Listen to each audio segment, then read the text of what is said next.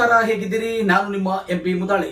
ಬಂಧುಗಳೇ, ಇವತ್ತಿನ ಈ ದಿನ ವಿಶೇಷ ಕಾರ್ಯಕ್ರಮಕ್ಕೆ ಸ್ವಾಗತ ಬಯಸುತ್ತಾ, ಇವತ್ತಿನ ಕಾರ್ಯಕ್ರಮದಲ್ಲಿ 3 ಜನ ರಾಜಕೀಯ ಮುತ್ಸದ್ದಿಗಳು ಮತ್ತು ಸಾಮಾಜಿಕ ಕ್ಷೇತ್ರ ದಿಗ್ವಿಜರು ಆಗಿರುವಂತಹ 3 ವ್ಯಕ್ತಿಗಳ ಬಗ್ಗೆ ಒಂದಿಷ್ಟು ನಾವು ಗಮನ ಹರಿಸಲೇಬೇಕಾಗಿದೆ. ಕೇಂದ್ರ ಸರ್ಕಾರ ಮಹತ್ವದಂತಹ ಘೋಷಣೆಯೊಂದು ಹೊರಹಾಕಿದೆ. ಮತ್ತೆ 3 ಜನರಿಗೆ ಇವತ್ತು ಭಾರತ ರತ್ನ ಪ್ರಶಸ್ತಿಗಳನ್ನು ನೀಡುವ ಮೂಲಕ ಹೆಸರುವಾಸಿಯಾಗ್ತಾ ಇದೆ. ಕೇಂದ್ರ ಸರ್ಕಾರದಲ್ಲಿ ಇದೇ ಪ್ರಪ್ರಥಮ ಬಾರಿಗೆ 5 ಜನ ವ್ಯಕ್ತಿಗಳಿಗೆ ದೇಶದ ಪ್ರತಿಷ್ಠಿತ ಗೌರವವಾಗಿರ್ತಕ್ಕಂತಹ ಭಾರತ ರತ್ನ ಪ್ರಶಸ್ತಿಗಳನ್ನು ನೀಡುವ ಮೂಲಕ ಈ ಒಂದು ಕೇಂದ್ರ ಸರ್ಕಾರಕ್ಕೆ ಮುಂದೆ ಅಣಿಯಾಗುತ್ತಿದೆ. ಮುಂದೆ ಬರ್ತಕ್ಕಂಥ ಲೋಕಸಭಾ ಚುನಾವಣೆಯ ಗುರಿ ಇಟ್ಟುಕೊಂಡು ಕೇಂದ್ರ ಸರ್ಕಾರ ಈ ಮಹತ್ವದಂತಹ ಘೋಷಣೆ ಮಾಡಿದೆ ಅಂತಕ್ಕಂಥ ಮಾತು ಅನೇಕ ಜನ ಕೇಳ್ತಾ ಇದ್ದಾರೆ. ಹಾಗಾದ್ರೆ ಆ ಸುದ್ದಿಗಳತ್ತ ಒಂದಿಷ್ಟು ಗಮನ ಹರಿಸೋಣ, ಬನ್ನಿ ನೋಡ್ಕೊಂಡು ಬರೋಣ.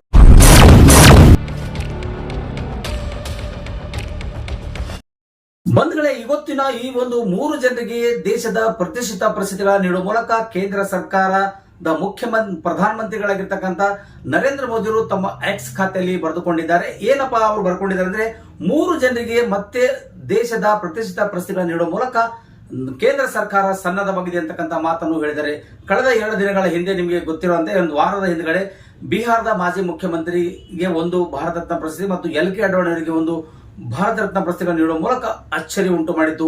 ಎಲ್ಲ ಒಂದ್ ಕಡೆ ಇದು ಒಂದು ನಮ್ಮ ಒಂದು ಬಿಜೆಪಿಗೆ ಸಂಬಂಧಪಟ್ಟವರು ಇರ್ತಾರೆ, ಬಿಜೆಪಿ ಅವರಿಗೆ ಕೆಲಸ ಮಾಡಿದವರಿಗೆ ಒಂದು ಭಾರತ ರತ್ನ ಪ್ರಶಸ್ತಿ ಕೊಡ್ತಾರೆ ಎಂಬ ಹೆಸರನ್ನ ಅಳಿಸಿಕೊಳ್ಳಬೇಕೆಂಬ ನಿಟ್ಟಿನಲ್ಲಿ ಮತ್ತೆ 3 ಜನರಿಗೆ ಕೇಂದ್ರ ಸರ್ಕಾರ ಇವತ್ತು ಪ್ರಶಸ್ತಿಗಳನ್ನ ನೀಡುವ ಮೂಲಕ ಒಂದು ವಿನೂತನವಾದಂತಹ ಶೈಲಿಯಲ್ಲಿ ಮುಂದೆ ಬರ್ತಾ ಇದೆ ಅಂತಕ್ಕಂಥ ಮಾತು ನಿಮ್ಮ ಮುಂದೆ ನಾವು ಹೇಳ್ತಾ ಇದೀವಿ. ಹಾಗಾದ್ರೆ ಒಂದೊಂದಾಗಿ ನಾವು ವಿಚಾರ ಮಾಡಬೇಕಾದ್ರೆ PV ನರಸಿಂಹರಾವ್ ಅವರ ಬಗ್ಗೆ ಒಂದಿಷ್ಟು ನಾವು ನಿಮಗೆ ಗಮನ ಹರಿಸ್ತಾ ಇದ್ದೀವಿ ಬಂಧುಗಳೇ.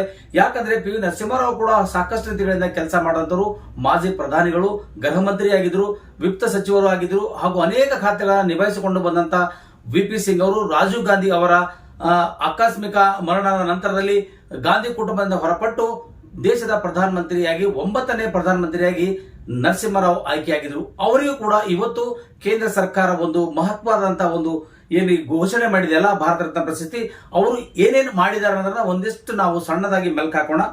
ಭಾರತವನ್ನು ಉದಾರೀಕರಣಕ್ಕೆ ಮುಕ್ತಗೊಳಿಸಲು ಇಂದಿನ ದೈತ್ಯ ಆರ್ಥಿಕತೆಗೆ ಶ್ರೀಕಾರ ಹಾಕಿರದೆ ಈ ಒಂದು PV ನರಸಿಂಹರಾವ್ ಅಂತಕ್ಕಂಥ ಮಾತು ಕೂಡ ಇಲ್ಲಿ ಹೇಳಲೇಬೇಕಾಗಿದೆ ಬಂಧುಗಳೇ. ಯಾಕಂದ್ರೆ ನೆಹರು ಕುಟುಂಬಕ್ಕೆ ಸೇರಿದವರಲ್ಲದ ಕಾಂಗ್ರೆಸ್ನಿಂದ ಪ್ರಧಾನಿಯಾದ ಮೊದಲ ವ್ಯಕ್ತಿ ಅಂದ್ರೆ ನರಸಿಂಹರಾವ್ ಅಂತ ಹೇಳಲೇಬೇಕಾಗಿದೆ ಬಂಧುಗಳೇ. ಮತ್ತೊಂದು ರೀತಿಯಲ್ಲಿ ನಾವು ಆಲೋಚನೆ ಮಾಡಿದರೆ, ಭಾರತದ ಪ್ರಧಾನಿಯಾಗಿರ್ತಕ್ಕಂಥ ಮೊದಲು ದಕ್ಷಿಣ ಭಾರತದ ರಾಜಕಾರಣಿ, ಏಕೈಕ ರಾಜಕಾರಣಿ ಅಂದ್ರೆ ಇವತ್ತು ನಮಗೆ ಗೊತ್ತಿರತಕ್ಕಂಥದ್ದು ಆಂಧ್ರ ಪ್ರದೇಶಕ್ಕೆ ಸಂಬಂಧಪಟ್ಟಂತಹ ಈ ವ್ಯಕ್ತಿ ನರಸಿಂಹರಾವ್ ಅವರು. ಮಾಜಿ ಮುಖ್ಯಮಂತ್ರಿಗಳು ಕೂಡ ಆಂಧ್ರ ಪ್ರದೇಶದ ಕಾಂಗ್ರೆಸ್ನ ಅನೇಕ ಘಟಾನುಘಟಿ ನಾಯಕರೊಂದಿಗೆ ಅವರು ಬೆರೆತು ಅನೇಕ ಹುದ್ದೆಗಳಲ್ಲಿ ಅವರು ತಮ್ಮದೇ ಆದ ರೀತಿಯಲ್ಲಿ ತಮ್ಮ ಕೆಲಸಗಳನ್ನು ಮಾಡಿಕೊಂಡು ಹೋಗುವುದಕ್ಕಾಗಿ ಅಕಾಲಿಕವಾಗಿ ರಾಜೀವ್ ಗಾಂಧಿ ಅವರ ಮರಣ ಹೊಂದಿದ ನಂತರದಲ್ಲಿ ಕಾಂಗ್ರೆಸ್ ಸರ್ಕಾರವನ್ನ ಮುಂದುವರಿಸಿಕೊಂಡು ಹೋಗ್ಲಿಕ್ಕೆ ಯಾರಿಂದ ಆಗ್ತಾ ಇಲ್ಲದ ಪರಿಸ್ಥಿತಿಯಲ್ಲಿ ಇವತ್ತು ಆ ಒಂದು ನರಸಿಂಹರಾವ್ ಅವರಿಗೆ ಪ್ರಧಾನಮಂತ್ರಿ ಹುದ್ದೆ ಅಲಂಕಾರಗೊಂಡಿತ್ತು ಅಂತಕ್ಕಂಥ ಮಾತು ಒಂದ್ ಕಡೆ ಹೇಳಲೇಬೇಕಾಗಿದೆ. ಇನ್ನೊಂದು, ಇವರು ಆಂಧ್ರ, ಮಹಾರಾಷ್ಟ್ರ ಸೇರಿದಂತೆ ಒಡಿಶಾದಿಂದಲೂ ಕೂಡ ಸದಸ್ಯರಾಗಿ ಆಯ್ಕೆಯಾಗಿರ್ತಾರೆ. ರಾಜ್ಯಸಭೆಗೆ ಮತ್ತು ಲೋಕಸಭೆಗೆ ಅವರು ಆಯ್ಕೆಯಾಗಿರ್ತಾರೆ. 17 ಭಾಷೆಗಳನ್ನ ತಿಳಿದಿರುವಂತಹ ಮಹಾನ್ ಮೇಧಾವಿ ಅಂದ್ರೆ PV ನರಸಿಂಹರಾವ್. 17 ಭಾಷೆಗಳನ್ನ ಕೂಡ ಅವರು ಮೈಗೂಡಿಸಿಕೊಂಡಿದ್ರು. ತಮ್ಮದೇ ಆದ ಯಾವ ದೇಶಕ್ಕೆ ಮತ್ತು ಯಾವ ರಾಜ್ಯಕ್ಕೆ ಕೂಡ ಆ ಭಾಷೆಗಳನ್ನು ಆಡುವ ಮೂಲಕ ಅವರು ತಮ್ಮದೇ ಆದ ವರ್ಚಸ್ಸನ್ನ ಬೆಳೆಸಿಕೊಂಡಿದ್ರು. ಹೀಗಾಗಿ ಅವರು ಬಹಳಷ್ಟು ಪರಿಣಿತಿ ಕೂಡ ಹೊಂದಿದ್ರು ಅಂತಕ್ಕಂಥ ಮಾತನ್ನ ಇಲ್ಲಿ ಹೇಳಲೇಬೇಕಾಗಿದೆ. PV ನರಸಿಂಹರಾವ್ ಅವರ ಪೂರ್ಣ ಹೆಸರು ಪಾಲುಪರ್ತಿ ವೆಂಕಟರಾವ್.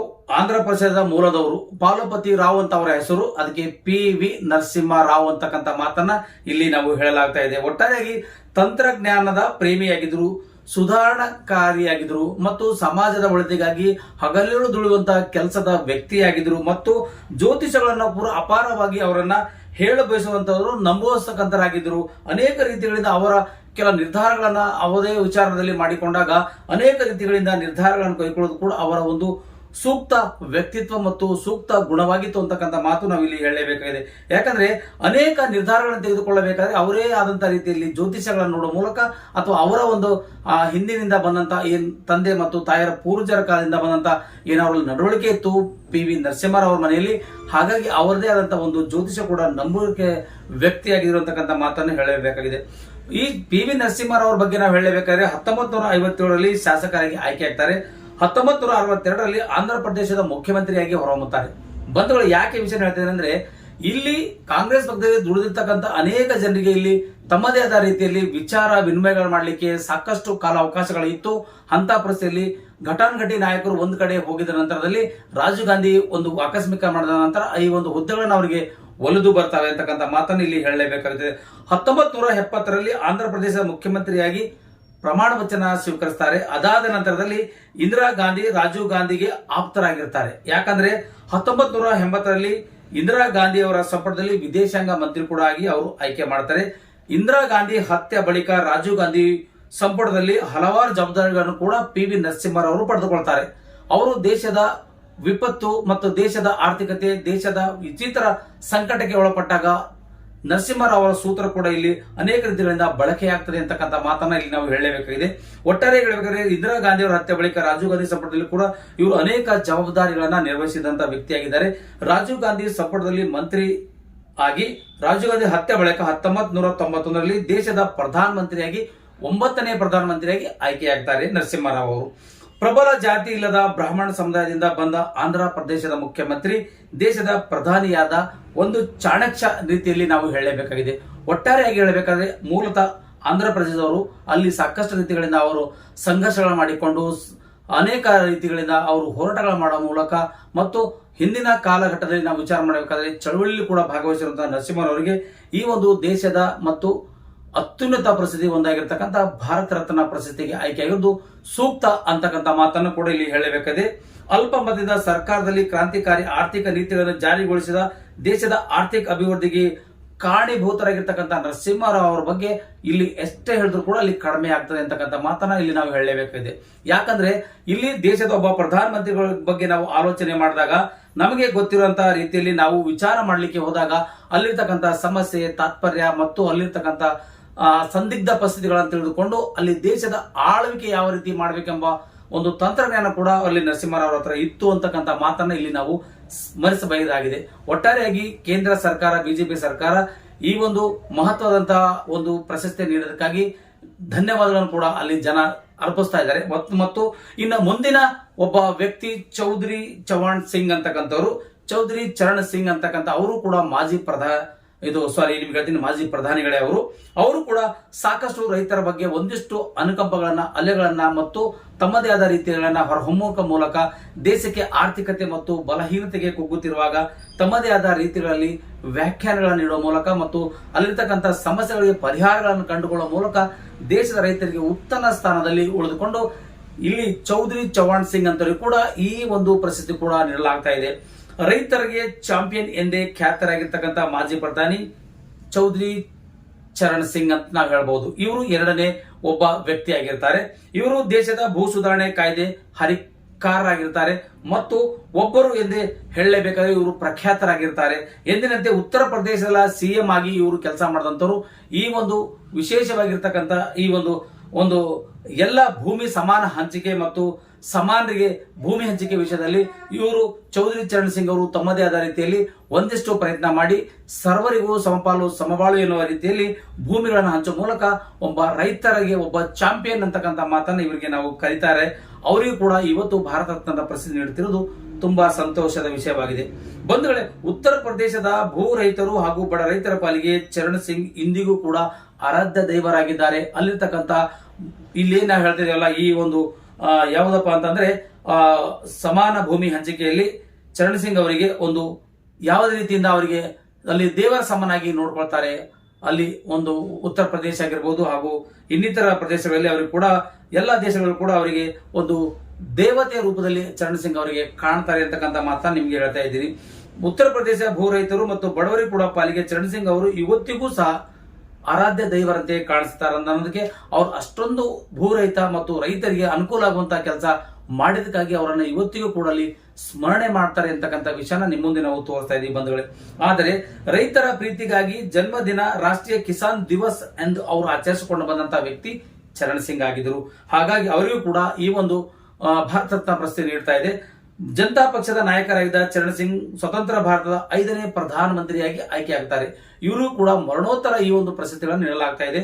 ಮತ್ತೊಂದು ವಿಷಯ ಏನಪ್ಪ ಅಂದ್ರೆ ಉತ್ತರ ಪ್ರದೇಶದ ಪ್ರಮುಖ ಜಾಟ್ ನಾಯಕ ಮತ್ತು ಸ್ವಾತಂತ್ರ್ಯ ಹೋರಾಟಗಾರ ಕೂಡ ಇವರು ಕೆಲಸ ಮಾಡಿರ್ತಕ್ಕಂಥ ಮಾಹಿತಿ ಕೂಡ ನಿಮಗೆ ನಾವು ತಲುಪಿಸ್ತಾ ಇದ್ದೀವಿ. ಒಟ್ಟಾರೆಯಾಗಿ ಹೇಳಬೇಕಾದ್ರೆ ಬಹಳಷ್ಟು ಜನರಿಗೆ ದೇಶದಲ್ಲಿ ಪ್ರತಿಷ್ಠಿತ ಪ್ರಶಸ್ತಿಗಳನ್ನು ಕೊಡಬೇಕಾದ್ರೂ ಬಹಳಷ್ಟು ಆಲೋಚನೆ ಮಾಡಬೇಕಾಗಿದೆ, ಬಹಳಷ್ಟು ವಿಚಾರಗಳನ್ನ ಮಾಡಬೇಕಾಗಿದೆ. ಎಲ್ಲ ಒಂದ್ ಕಡೆ ಅಡ್ವಾಣಿ ಕೊಟ್ಟೆ, ಮತ್ತೆ ಎಲ್ಲ ಒಂದ್ ಕಡೆ ನಮ್ಮ ಬಿಹಾರದ ಮಾಜಿ ಮುಖ್ಯಮಂತ್ರಿ ಕೊಟ್ಟೆ ಅಂತಕ್ಕಂತ ಒಂದು ವಿಷಯನ ಇವತ್ತು ಮನಗಂಡು ಕೇಂದ್ರ ಸರ್ಕಾರ ನರೇಂದ್ರ ಮೋದಿ ಸಂಪುಟದಲ್ಲಿ ಮತ್ತೆ 3 ಜನರಿಗೆ ಕೊಡ್ತಕ್ಕಂಥ ಕೆಲಸ ಮಾಡಿದ್ದು ನೋಡಿದ್ರೆ ನಿಜಕ್ಕೂ ಇದು ಒಂದು ಲೋಕಸಭೆ ಟ್ರೆಂಡ್ ಹೊರಬೀಳ್ತಾ ಇದೆ ಅಂತಕ್ಕಂಥ ಮಾತನ್ನ ಹೇಳಬೇಕಾಗಿದೆ. ಮಾಜಿ ಪ್ರಧಾನಿ ಇಂದಿರಾ ಗಾಂಧಿಗೆ ಆಪ್ತನಾಗಿದ್ದರು ಇವರು ಚರಣ್ ಸಿಂಗ್ ಕೂಡ ತುರ್ತು ಪರಿಸ್ಥಿತಿಯಲ್ಲಿ ಅವರ ವಿರುದ್ಧ ಸಿಡಿದೆದ್ದು ಪ್ರತ್ಯೇಕವಾಗಿ ತಮ್ಮದೇ ಆದ ರೀತಿಯಲ್ಲಿ ಹೊರಹೊಮ್ಮಿದ್ರು ಅಂತಕ್ಕಂಥ ಮಾತು ಕೂಡ ಇಲ್ಲಿ ನಿಮಗೆ ಒಂದು ಘಟನಾವಳಿಯಲ್ಲಿ ತಿಳಿಸಲೇಬೇಕಾಗಿದೆ. ಚರಣ್ ಸಿಂಗ್ ಅವರು 1902ರಲ್ಲಿ ಉತ್ತರ ಪ್ರದೇಶದ ಮೆರಾಟ್ ಜಿಲ್ಲೆಯ ನುಪೂರ್ ಗ್ರಾಮದಲ್ಲಿ ರೈತ ಕುಟುಂಬದಲ್ಲಿ ಜನಿಸಿರ್ತಕ್ಕಂಥ ವ್ಯಕ್ತಿಯಾಗಿರ್ತಾರೆ. ಬಂಧುಗಳೇ, ಈ ರೀತಿಯಾಗಿ 1902ರಲ್ಲಿ ಯಾವ ಕಾಲಘಟ್ಟದಲ್ಲಿ ಅಂದ್ರೆ 1902ರಲ್ಲಿ ಉತ್ತರ ಪ್ರದೇಶದ ಒಂದು ಮೆರಾಟ್ ಅಂತಕ್ಕಂತ ಒಂದು ಗ್ರಾಮದಲ್ಲಿ ರೈತ ಕುಟುಂಬದ ಜನಿಸಿದಂತ ವ್ಯಕ್ತಿ ಯಾರಪ್ಪ ಅಂತಂದ್ರೆ ಇವತ್ತಿನ ಭಾರತ ರತ್ನ ಪ್ರಶಸ್ತಿಗೆ ಭಾಜನರಾಗಿರ್ತಕ್ಕಂಥ ಇಲ್ಲಿ ನಮ್ಮ ಏನ್ ಹೇಳ್ತಾ ಇದೀವಲ್ಲ ಚೌಧರಿ ಚರಣ್ ಸಿಂಗ್ ಅಂತಕ್ಕಂಥವ್ರು ಅವರು ಈ ಒಂದು ದೇಶದ ಅತ್ಯುನ್ನತ ಪ್ರಶಸ್ತಿಗೆ ಭಾಜನರಾಗಿದ್ದಾರೆ. ಮತ್ತು 1937ರಲ್ಲಿ ಚೌಪರ್ಲಿಯಿಂದ ಅಧೀನ ಯುಪಿ ಅಸೆಂಬ್ಲಿಗೆ ಆಯ್ಕೆಯಾಗ್ತಾರೆ. ಅಂದಿನ ಕಾಲಘಟ್ಟದಲ್ಲಿ ಅಂದ್ರೆ 1937ರಲ್ಲಿ ಚೌಪಾರ್ಲಿಯ ಅಂದಿನ ಯುಪಿ ಅಸೆಂಬ್ಲಿಗೆ ಅಂದ್ರೆ ಉತ್ತರ ಪ್ರದೇಶದ ಅಸೆಂಬ್ಲಿಗೆ ಅವರು ಆಯ್ಕೆ ಆಗ್ತಾರೆ. 1951ರಲ್ಲಿ ರಾಜ್ಯದಲ್ಲಿ ಕ್ಯಾಬಿನೆಟ್ ಮಂತ್ರಿಯಾಗಿ ಹೊರಹೊಮ್ಮುತ್ತಾರೆ ಚೌಧರಿ ಚರಣ್ ಸಿಂಗ್ ಅವರು.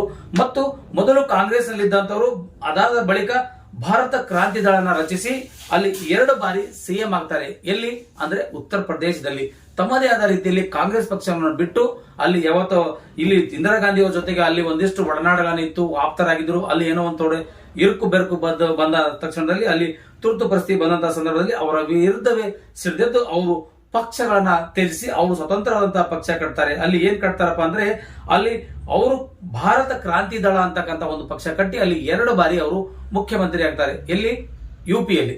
ಒಟ್ಟಾರೆಯಾಗಿ ಹೇಳಬೇಕಾದ್ರೆ 50 ದಶಕದ ಅವರು ಯುಪಿಯಲ್ಲಿ ಕಾಂಗ್ರೆಸ್ನ ಪ್ರಮುಖ ನಾಯಕರಲ್ಲಿ ಅವರು ಕೂಡ ಒಬ್ಬರಾಗಿದ್ರು ಅಂತಕ್ಕಂಥ ಮಾತು ಇಲ್ಲಿ ನಿಮಗೆ ಗಮನಕ್ಕೆ ತರ್ತಾ ಇದ್ದೀವಿ ಬಂಧುಗಳು. ಯಾಕಂದ್ರೆ ಈ ಒಂದು ಕಾಲಾಂತರದಲ್ಲಿ ಕಾಂಗ್ರೆಸ್ ಪಕ್ಷದಲ್ಲಿ ದುಡಿದಂತಹ ವ್ಯಕ್ತಿಗಳಿಗೂ ಕೂಡ ಇಬ್ಬರಿಗೂ ಇವತ್ತು ಭಾರತ ರತ್ನ ಪ್ರಶಸ್ತಿಗಳನ್ನು ನೀಡುವ ಮೂಲಕ ಮಣೆ ಹಾಕಿದೆ ಅಂತಕ್ಕಂಥ ಮಾತನ್ನು ಇಲ್ಲಿ ನಾವು ಹೇಳಲೇಬೇಕಾದ ವಿಷಯ. ಮತ್ತು ಒಂದು ಘನತೆಗೆ ತಕ್ಕಂತೆ ಇಲ್ಲಿ ಅವರಿಗೆ ಬೇಕಾದಂತ ರೀತಿಯಲ್ಲಿ ತಮ್ಮದೇ ಆದ ರೀತಿಯಲ್ಲಿ ಅವರಿಗೆ ಭಾರತ ರತ್ನ ಪ್ರಶಸ್ತಿ ಕೊಡ್ತಕ್ಕಂಥದ್ದು ನಿಜಕ್ಕೂ ಸೂಕ್ತ ಅಂತಕ್ಕಂಥ ಮಾತನ್ನ ಇಲ್ಲಿ ನಾವು ಹೇಳ್ತಾ ಇದ್ದೇವೆ.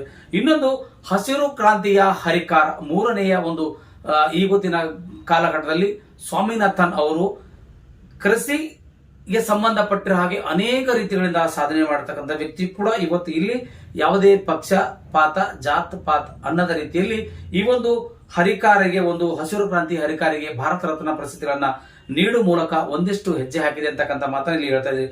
ಕೋಟ್ಯಾಂತರ ಜನರ ಹಸಿವು ನೀಗಿಸಿದ ಅಪರೂಪದ ಕೃಷಿ ವಿಜ್ಞಾನಿ ಇವರು ಯಾರಪ್ಪ ಅಂದ್ರೆ MS ಸ್ವಾಮಿನಾಥನ್ ಅವರು. ಕೆಲವೊಂದು ಕಾಲಘಟ್ಟದಲ್ಲಿ ಇಲ್ಲಿ ಅನೇಕ ಜನರು ಹಸುವಿನಿಂದ ಬಳಲ್ತಾ ಇದ್ರು. ಅಂತ ಪರಿಸ್ಥಿತಿಯಲ್ಲಿ ಕೂಡ ಯಾರಿಗೂ ಕೂಡ ಹಸುವನ್ನ ನೀಗಿಸಲಿಕ್ಕೆ ಆಗದಂತ ಸಂದರ್ಭದಲ್ಲಿ ಅಪರೂಪದ ಕೃಷಿ ನೀತಿಗಳನ್ನ ಕೃಷಿ ಜಾರಿಗೆ ತರುವ ಮೂಲಕ ಅವರು ತಿಳುವಳಿಕೆಗಳನ್ನು ನೀಡುವ ಮೂಲಕ ಅವರು ಆ ದೇಶದಲ್ಲಿರ್ತಕ್ಕಂಥ ಬಡವರಿಗೆ ಮತ್ತು ಭೂ ರೈತರಿಗೆ ಮತ್ತು ಹಸುವಿನಿಂದ ಬಳತಕ್ಕಂತಹ ಜನರಿಗೆ ಅವರು ತಮ್ಮದೇ ಆದ ಒಂದು ಕ್ಷೇತ್ರದಲ್ಲಿ ಒಂದು ವಿಜ್ಞಾನ ಕ್ಷೇತ್ರದಲ್ಲಿ ಅವರು ಪರಿಣಿತಿ ಹೊಂದಿರೋದ್ರಿಂದ ಅವರು ಅದನ್ನ ತಂತ್ರಜ್ಞಾನಗಳನ್ನು ಕಂಡು ಹಿಡಿದುಕೊಂಡು ಯಾವುದೇ ಕಾರಣಕ್ಕೂ ಇಲ್ಲಿ ಹಸುವಿನಿಂದ ಯಾರು ಬಳಬಾರದು ಎಂಬ ನಿಟ್ಟಿನಲ್ಲಿ ಅವರ ತಂತ್ರಜ್ಞಾನ ಅಳವಡಿಸಿಕೊಂಡು ಅವರು ಮುಂದೆ ಬಂದಿರತಕ್ಕಂಥದ್ದು. ಅಧಿಕ ಈರುಳ್ಳಿ ನೀಡುವ ಮೂಲಕ ಭತ್ತ ಗೋಧಿ ಆವಿಷ್ಕಾರಕ್ಕೆ ಕಾರಣೀಭೂತ ಅಂತ ವ್ಯಕ್ತಿ MS ಸ್ವಾಮಿನಾಥನ್ ಅವರು. ಮತ್ತೊಂದು ದೇಶದಲ್ಲಿ ರೈತರ ಬಗ್ಗೆ ಕನಿಷ್ಠ ಬೆಂಬಲ ಬೆಲೆ ನಿಗದಿ ಮತ್ತು ಸಿರಿಧಾನ್ಯ ಸುಸ್ಥಿರ ಕೃಷಿ ಪ್ರವರ್ತಕ್ಕೆ ಇಲ್ಲಿ ಸಂಬಂಧಪಟ್ಟಿರೋ ಹಾಗೆ ಅವರು ಅನೇಕ ರೀತಿಗಳಿಂದ ಇಲ್ಲಿ ಕೆಲಸ ಮಾಡಿಕೊಂಡು ಬಂದಂತಹ ವ್ಯಕ್ತಿಗಳಾಗಿರೋದ್ರಿಂದ ಈ ರೀತಿಯಾಗಿ ಇಲ್ಲಿ ನಾವು ಹೇಳಲು ಅನುಕೂಲ ಆಗ್ತಾ ಇದೆ ಅಂತಕ್ಕಂಥ ಮಾತನ್ನ ಇಲ್ಲಿ ನಾವು ನಿಮಗೆ ತಿಳಿಸಲೇಬೇಕಾಗಿದೆ. ಒಟ್ಟಾರೆಯಾಗಿ ಕೃಷಿ ಸುಧಾರಣೆ ಸಂದರ್ಭದಲ್ಲಿ ಅನೇಕ ನೀತಿ ನಿಯಮಗಳನ್ನ ಮೂಲಕ ಮತ್ತು ಭಾರತದ ಕೃಷಿ ಕ್ರಾಂತಿಗೆ ಮೂಲ ಕಾರಣ ಆಗಿರ್ತಕ್ಕಂಥ ವ್ಯಕ್ತಿಯೇ MS ಸ್ವಾಮಿನಾಥನ್ ಅವರು ಅಂತಕ್ಕಂಥ ಮಾತನ್ನ ಇಲ್ಲಿ ನಮ್ಗೆ ಜ್ಞಾಪಕ್ಕೆ ಬರ್ತಾರೆ. ಅವರಿಗೂ ಕೂಡ ಈ ಒಂದು 2024ರಲ್ಲಿ ಕೇಂದ್ರ ಸರ್ಕಾರ ಒಂದಿಷ್ಟು ತಮ್ಮ ಗಮನದಲ್ಲಿಟ್ಟುಕೊಂಡಂತ ರೀತಿಯಲ್ಲಿ ಅವರಿಗೂ ಕೂಡ ಇಲ್ಲಿ ಭಾರತ ರತ್ನ ಪ್ರಶಸ್ತಿಗಳನ್ನು ನೀಡುವ ಮೂಲಕ ತಮ್ಮದೇ ಆದ ರೀತಿಯಲ್ಲಿ ಅವರು ಆಲೋಚನೆ ಮಾಡ್ತಾ ಇರೋದು ತುಂಬಕ್ಕೂ ನಿಜಕ್ಕೂ ಒಂದು ಅನುಕೂಲಕರವಾದಂತಹ ವಿಷಯವಾಗಿದೆ. ಇನ್ನು ತನ್ಮೂಲಕ ಬರಗಾಲದಲ್ಲಿ ದೇಶದ ಕೋಟ್ಯಾಂತರ ಜನರಿಗೆ ಹಸಿವಿನಿಂದ ಬಳದಂತೆ ಮಾಡದಂತಹ ವ್ಯಕ್ತಿ ಯಾರಾದ್ರೂ ಇದ್ರಂದ್ರೆ ಅವರು MS ಸ್ವಾಮಿನಾಥನ್ ಅವರು ಅಂತಕ್ಕಂಥ ಮಾತನ್ನ ಇಲ್ಲಿ ನಾವು ಗಮನಿಸಬೇಕಾಗಿದೆ. 1925ರಲ್ಲಿ ತಮಿಳುನಾಡಿನಲ್ಲಿ ಒಂದು ಕುಟುಂಬದಲ್ಲಿ ಅವರು ಜನಿಸಿರ್ತಾರೆ. ಅವರು ಸ್ವಾಮಿ ಸಿಮನ್ ಅಂತ ಅವರ ಹೆಸರು ಮೂಲತಃ. ಅದಕ್ಕೆ ಸ್ವಾಮಿ ಸಿಮನ್ ಎಂಬ ಹೆಸರನ್ನ MSS ಎಂದಕ್ಕಂತ ಈ ಒಂದು ನಿಟ್ಟಿನಲ್ಲಿ ಕರೀತಾರೆ. ಒಟ್ಟಾರೆ ಹೇಳಬೇಕಾದ್ರೆ MSS ಅಂತಂದ್ರೆ MS ಸ್ವಾಮಿನಾಥನ್ ಅಂತಕ್ಕಂತ ಹೆಸರನ್ನ ಅವರಿಗೆ ನಾವಿಲ್ಲಿ ತೋರಿಸ್ತಾ ಇದೀವಿ. ಒಟ್ಟಾರೆ ಹೇಳಬೇಕಾದ್ರೆ ಕಾಲೇಜ್ ಅಧ್ಯಯನ ಬಳಿಕ ಅಮೆರಿಕೆಗೆ ತೆರಳಿ 1943ರಲ್ಲಿ ಆಲೂಗಡ್ಡೆ ವಿಷಯದಲ್ಲಿ ಸೈಟೋಜೆನಿಕ್ ಸಂಶೋಧನೆ ಕಂಡು ಹಿಡಿದಿರ್ತಕ್ಕಂಥ ವ್ಯಕ್ತಿ MS ಸ್ವಾಮಿನಾಥನ್ ಅವರು ಕೂಡ ಆಗಿದ್ದಾರೆ ಅಂತಕ್ಕಂಥ ಮಾತನ್ನು ಇಲ್ಲಿ ಹೇಳಲೇಬೇಕಾಗಿದೆ. ನೆದರ್ಲ್ಯಾಂಡ್ ಮತ್ತು ಕ್ಯಾಂಬ್ರಿಡ್ಜ್ ನಲ್ಲಿ ಪ್ರತಿಷ್ಠಿತ ವಿಷಯದಲ್ಲಿ ತಳಿ ಸಂಶೋಧನೆಯಲ್ಲಿ PhD ಕೂಡ ಅವರು ಪಡ್ಕೊಂಡಿರ್ತಾರೆ. ಅಂತ ಒಂದು ಪರಿಸ್ಥಿತಿಯಲ್ಲಿ ಒಂದು ರೀತಿಯಿಂದ ಅನ್ನ ನೀರು ಸಿಗದ ಪರಿಸ್ಥಿತಿಯಲ್ಲಿ ರೈತರು ಕಂಗಾಲಾಗಿ ಹೋಗ್ತಕ್ಕಂಥ ಪರಿಸ್ಥಿತಿಯಲ್ಲಿ ಕೂಡ ಅವರು ಸುಮ್ಮನೆ ಕೊಡಲಿಲ್ಲ. ಅವರದೇ ಆದಂತಹ ರೀತಿಯಲ್ಲಿ ಅವರು ಅನೇಕ ರೀತಿಗಳಿಂದ ಕೃಷಿಗೆ ಸಂಬಂಧಪಟ್ಟಂತ ವಿಚಾರದಲ್ಲಿ ಸಂಶೋಧನೆ ಮಾಡೋ ಮೂಲಕ PhDಗಳನ್ನ ಪಡೆದುಕೊಳ್ತಾರೆ. ಬಳಿಕ ವಿದೇಶದಲ್ಲಿ ಸಿವಿಲ್ ಸರ್ವಿಸ್ ಪರೀಕ್ಷೆಯಲ್ಲಿ ಪಾಸ್ ಆಗಿದ್ರು ಸಹ ಸೇವೆಗೆ ಅವರು ಸೇರೋದಿಲ್ಲ ಮತ್ತು ಭಾರತಕ್ಕೆ ಅವರು ಯಾವುದೇ ರೀತಿಯಿಂದ ತೊಂದರೆ ಆಗಬಾರದೆಂಬ ನಿಟ್ಟಿನಲ್ಲಿ 1943-44ರಲ್ಲಿ ಭಾರತದಲ್ಲಿ ಕಾಣಿಸಿಕೊಂಡಿರುವ ಬರಗಾಲಕ್ಕೆ ಲಕ್ಷಾಂತರ ಜನ ಬಲಿಯಾಗಿದ್ದನ್ನು ನೋಡಿ ಕೃಷಿ ಸುಧಾರಣೆಯಲ್ಲಿ ಸಕ್ರಿಯವಾಗಿ ತೊಡಗಿಸಿಕೊಳ್ಳುತ್ತಾರೆ. ಅಂತ ಪರಿಸ್ಥಿತಿಯಲ್ಲಿ ಸರ್ಕಾರ ಉನ್ನತವಾದ ಸೇವೆ ಸಲ್ಲಿಸಲಿಕ್ಕೆ ಅವರಿಗೆ ಆಯ್ಕೆಯಾಗಿದ್ರು ಕೂಡ ಅದನ್ನ ಅಲ್ಲಗಳೆದು ಇಲ್ಲಿರ್ತಕ್ಕಂಥ ಏನು ಬರಗಾಲ ಅಂತಕ್ಕಂಥ ಪರಿಸ್ಥಿತಿ ಎದುರಾಗಿತ್ತು. ಆ ಕಾಲಘಟ್ಟದಲ್ಲಿ ಅವರನ್ನ ಸುಮಾರು ಜನ ಇಲ್ಲಿ ಲಕ್ಷಾಂತರ ಜನ ಸಾಯ್ಲಿಕ್ಕೆ ಪ್ರಯತ್ನ ಪಡ್ತಾ ಇರುವ ಅನ್ನ ನೀರು ಸಿಗದ ಪರಿಸ್ಥಿತಿಯಲ್ಲಿ ಅವರು ಒಂದು ಕಡೆಯಿಂದ ಸಾಯ್ತಿರುವಂತಹ ಸಂದರ್ಭವನ್ನು ಅನುಕೂಲ ತಿಳಿದುಕೊಂಡು ಅದನ್ನು ಸಕ್ರಿಯವಾಗಿ ಕೃಷಿ ಸುಧಾರಣೆಯಲ್ಲಿ ತೊಡಗಿಸಿಕೊಂಡು ತಮ್ಮ ಕೃಷಿಯಲ್ಲಿರ್ತಕ್ಕಂಥ ತಂತ್ರಜ್ಞಾನಗಳನ್ನ ನೀಡುವ ಮೂಲಕ ಇಲ್ಲಿ ಜನರಿಗೆ ಆಸರೆಯಾಗ್ತಾರೆ ಅಂತಕ್ಕಂಥ ಮಾತನ್ನ ಇಲ್ಲಿ ನಿಮಗೆ ನೆನಪಿಗೆ ತರ್ತಾ ಇದೀವಿ. ಕಟಕ್ ನಲ್ಲಿರುವ ಕೇಂದ್ರೀಯ ಅಕ್ಕಿ ಸಂಶೋಧನಾ ಸಂಸ್ಥೆಗೆ ನೇಮಕವಾಗ್ತಾರೆ. ಭತ್ತದ ತಳಿಗಳಿಗೆ ಸಂಶೋಧನೆಗಳನ್ನು ಮಾಡಲಿಕ್ಕೆ ಅವರು ಹೊರಹೊಮ್ಮುತ್ತಾರೆ. ಅದಾದ ನಂತರದಲ್ಲಿ ಅವರ ಶೋಧಿಸಿದ ಭತ್ತ ತಳಿಯನ್ನು ದೇಶದ ಮೊದಲ ಬಾರಿ ದಾಖಲೆಯಲ್ಲಿ 1.7 ಕೋಟಿ ಭತ್ತ ಉತ್ಪಾದನೆ ಮಾಡತಕ್ಕಂತ ಸಾಮರ್ಥ್ಯಕ್ಕೆ ಕೈ ಹಾಕ್ತಾರೆ ಅಂತಕ್ಕಂಥ ವಿಷಯನ ಇಲ್ಲಿ ನಿಮ್ಮ ಮುಂದೆ ನಾವು ಹೇಳ್ತಿದೀವಿ. ಮ್ಯಾಕ್ಸಿಕನ್ ಗೋಧಿ ತಳಿಯಿಂದ ಪ್ರಭಾವಿತರಾಗಿ ಭಾರತದಲ್ಲಿ ಹೊಸ ಗೋಧಿ ತಳಿಯನ್ನು ಅಭಿವೃದ್ಧಿ ಪಡಿಸಿರುವಂತಹ ಉತ್ಪಾದಕರಲ್ಲಿ ಇವರು ಒಬ್ಬರು ಆಗಿರ್ತಾರೆ ಅಂತಕ್ಕಂಥ ಮಾತನ್ನ ಇಲ್ಲಿ ನಾವು ಹೇಳಲೇಬೇಕಾಗಿದೆ. ಒಟ್ಟಾರೆಯಾಗಿ ಕೇಂದ್ರ ಸರ್ಕಾರ ಈ 3 ಜನ ದಿಗ್ವಿಜಯರ ಬಗ್ಗೆ ಒಂದಿಷ್ಟು ಭಾರತ ರತ್ನ ಪ್ರಶಸ್ತಿ ಕೊಡುವ ನಿಟ್ಟಿನಲ್ಲಿ ಪ್ರಯತ್ನ ಕೈ ಹಾಕಿದಾಗ ನಾವು ಒಂದಿಷ್ಟು ಅವರ ಸಮೀಪ ಹೋಗಿಲ್ಲ. ಆದ್ರೂ ಕೂಡ ನಮಗೆ ತಿಳಿದಿರುವಂತಹ ಮಾಹಿತಿನ ನಿಮ್ಮ ಮುಂದೆ ತಂದಿದ್ದೀವಿ. ನಿಮಗೆ ಈ ಸುದ್ದಿ ಇಷ್ಟವಾಗಿದ್ರೆ ದಯವಿಟ್ಟು ಲೈಕ್ ಮಾಡಿ, ಶೇರ್ ಮಾಡಿ, ಕಮೆಂಟ್ಸ್ ಮಾಡೋ ಮೂಲಕ ನಿಮ್ಮ ಅನಿಸಿಕೆ ಅಭಿಪ್ರಾಯಗಳನ್ನ ತಿಳಿಸಲು ಈ ಮೂಲಕ ಮನವಿ ಮಾಡ್ಕೊಳ್ತದೆ. ಮುಂದಿನ ಕಾರ್ಯಕ್ರಮಕ್ಕೆ ಮತ್ತೆ ಬರ್ತೀನಿ. ಥ್ಯಾಂಕ್ ಯು, ಧನ್ಯವಾದಗಳು.